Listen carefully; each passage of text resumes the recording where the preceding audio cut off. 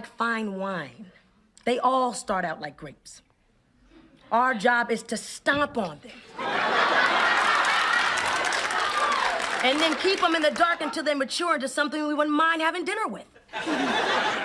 Many of you guys may know Erika Alexander as Maxine Shaw, attorney at law from Living Single. She is probably one of the most iconic sitcom characters of all time and deserves way more flowers than she has gotten, although she has received a lot of flowers. I love seeing all the BuzzFeed articles, Harper's Bazaar articles, writing just about how iconic this character was for representation and for people just in general.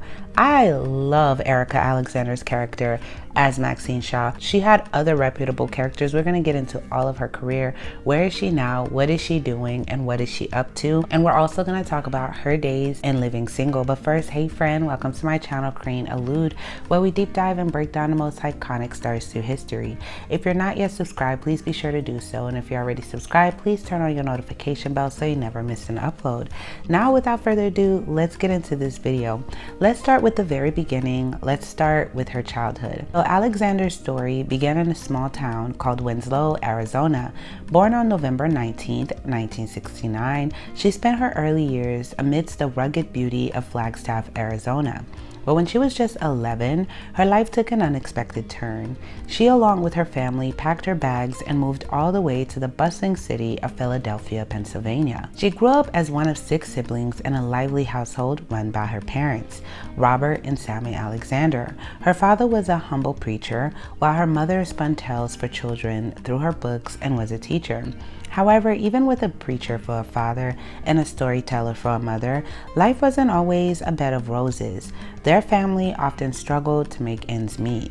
The burden of poverty fell heavy on young Alexander's shoulders, forcing her to step up as the primary earner for her family while she was still a teenager. And despite these hardships, she remained determined and focused on her education. She walked through the halls of the Philadelphia High School for Girls as a student, graduating with dreams in her eyes and resilience in her heart. In regards to her childhood, she said, and I quote, "My father was an itinerant preacher and my mother was a teacher. I used to be obsessed with buying my mother a home, a place we could all be.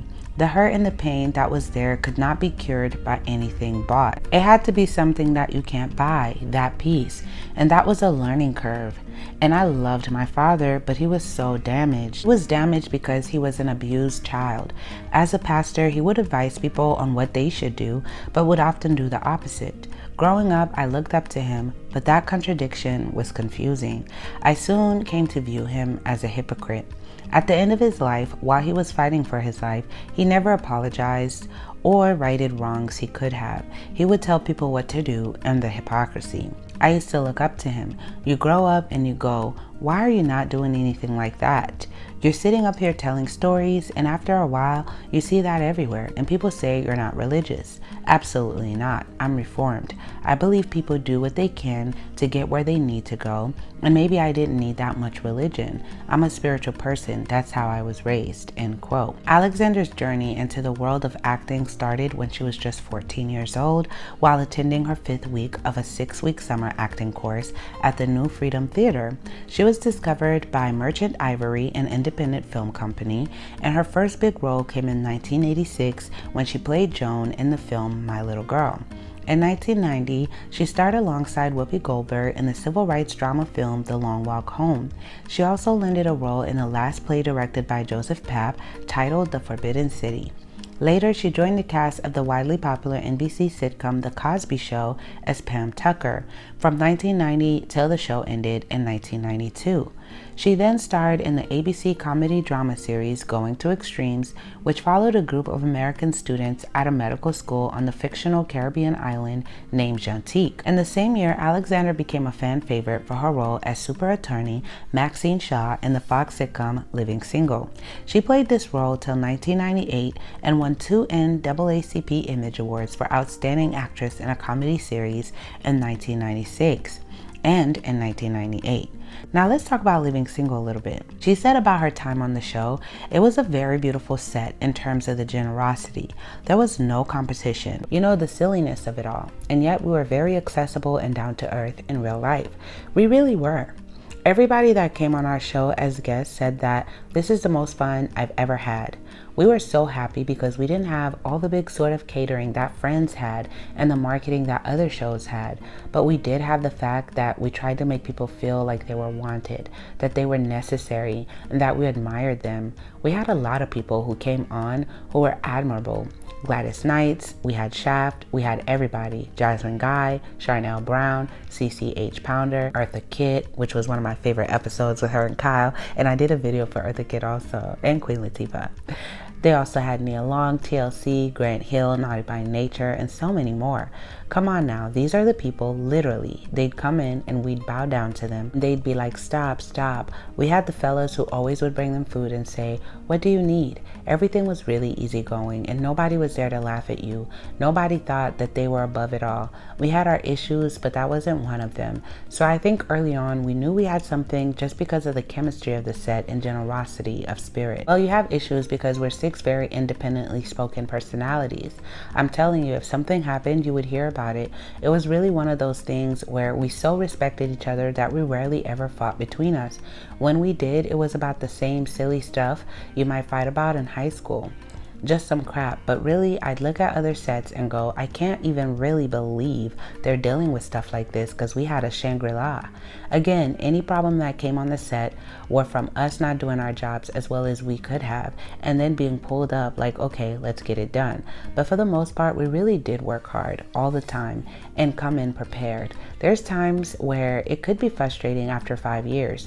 Whatever problem you had after 4 years in high school, we had the same ones. Sometimes you just want to break out, but they were, to me, nothing compared to other shows, end quote. And you could really see that through the characters, that they were having fun. You could feel the fun oozing out through the show, right? They had many guest appearances, Tatiana Ali, they had famous basketball players, Lisa Leslie. Like, it was just a show and flavor and all of that, right? The show was a vibe and it's definitely one of those shows I have on repeat. I have about 3 shows that I just have on repeat all the time from 90s. They're like your feel-good therapy sitcom. Living Single is one of those for me, okay? The show was really a vibe and Maxine was always my favorite character on the show. Her banter and back and forth with Kyle was so iconic. She was fashionable and she used to go back and forth with Regine too. It was just funny. And she was feisty but also witty, intellectual and soft in many ways. She loved hard, although she tried to laugh off her feelings and put a wall up, especially with Kyle. But the moments the show allowed her to express some emotion, she was endearing, especially when she got pregnant, you know, all of those things. She had those soft, very vulnerable moments and it was cute to see, right? I always loved her hairstyles. The cropped locks, you know, that was cut into a bob was always my favorite, and she'd have the choker. Any color looked fabulous on her skin, and she had such a nice build, right? Clothes laid really nice on her, and I love how they would give her power suits, and then she'd have like young, fun outfits, like crop tops, and then go into the power suit. It was very feminine, but also exuded like, you know, that lawyer boss babe type of energy also. And to me, she had the most sex appeal in the show and was so confident and raw and liberated, right? She was an addict.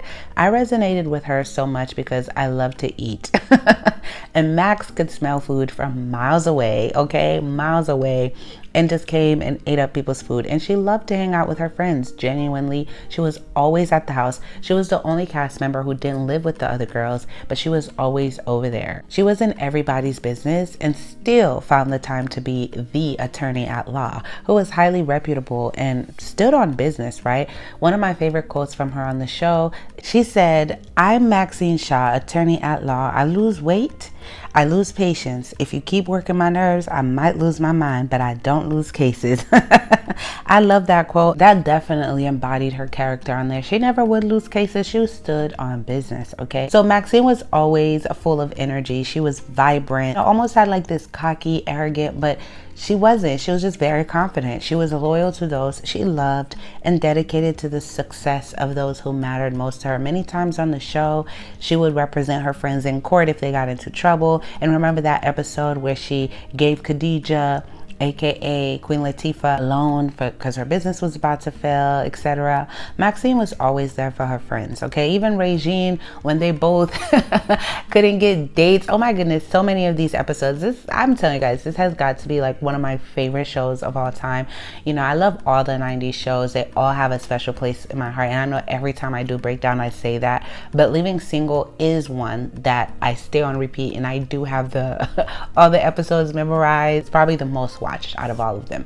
But I love that episode when her and Regine, they were not getting dates.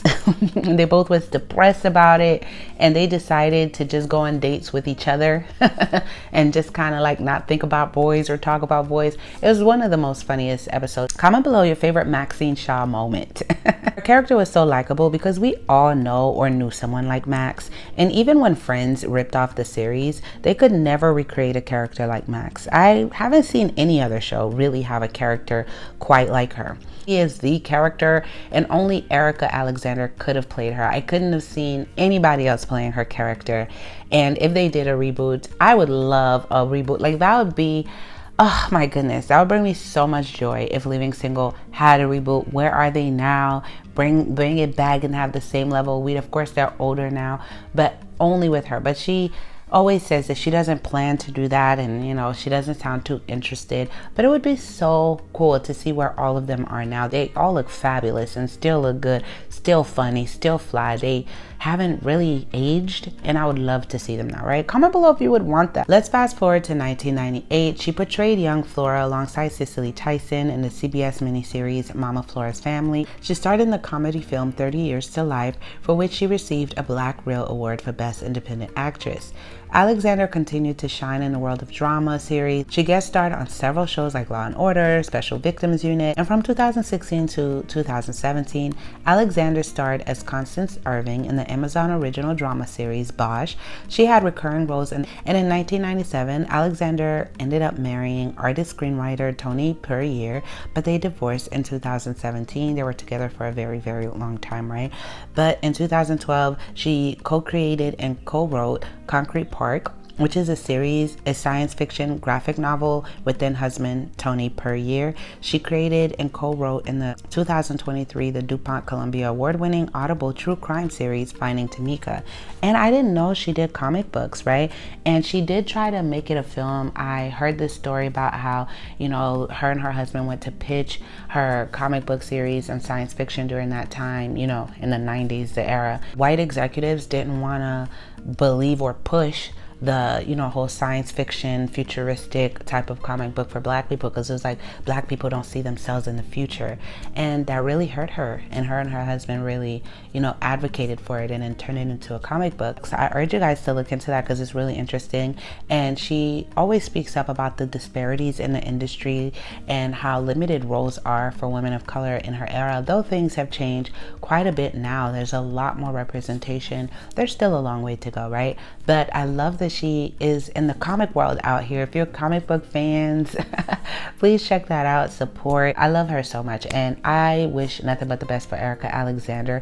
Comment below your thoughts, and hopefully in the future, because she's aging so well, but I couldn't find any article or any interview about her beauty secret, diet, fitness, or workout, but she has looked good all her life. She is aging so well. She is so fit, skin is flawless, very still stylish, you know. So I really wish there was more out there about that, but unfortunately there isn't. And I hope one day she speaks about that because we want to know the secrets. Don't forget to like and subscribe. I love you guys so much. Thank you for tuning in. Until next time.